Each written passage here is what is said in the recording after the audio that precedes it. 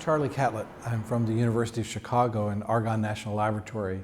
I'm a computer scientist and I work with the city of Chicago and other cities on data analytics and increasingly on gathering more data by putting sophisticated sensors throughout the city.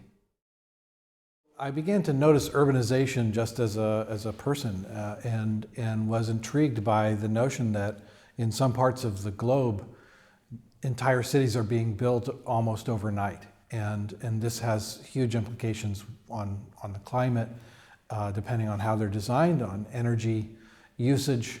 And because I sit at both the University of Chicago and Argonne National Laboratory, I interact with economists and social scientists that study cities, but I also interact with scientists who study energy and climate. And I became convinced that to have an impact on climate or energy or the quality of life that people have, cities would be a good place to focus because that's where increasingly people live.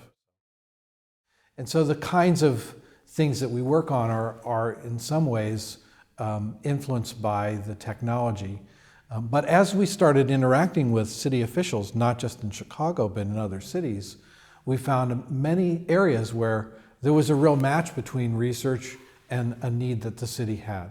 One of those areas is data analytics. Cities are, in some sense, drowning in data because they have lots of data, but they don't have a way to know what they have, to search it, to analyze it, and to make use of it. So we started looking at how do we close the gap between the amount of data that's available and the ability of a city to use that data. So that got us into predictive analytics to help cities like Chicago to optimize inspections or to be able to predict certain events or conditions and maybe start to move toward proactive rather than purely reactive policy. And as we started working with data analytics in cities, we also found that there were missing data. And by that I mean for some questions that we want to ask about cities, like the effect of public transit changes on walkability or the impact of traffic flow on air quality on a neighborhood level, we found we just didn't have neighborhood level data.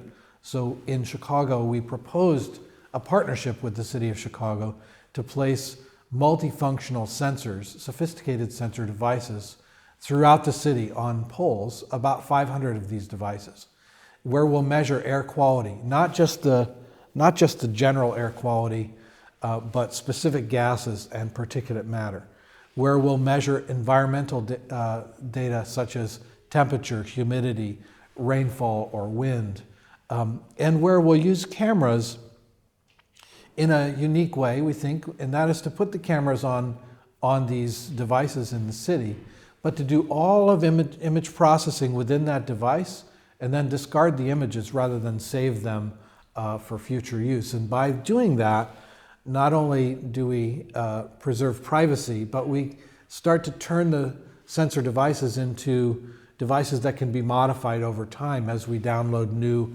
algorithms for searching for different things.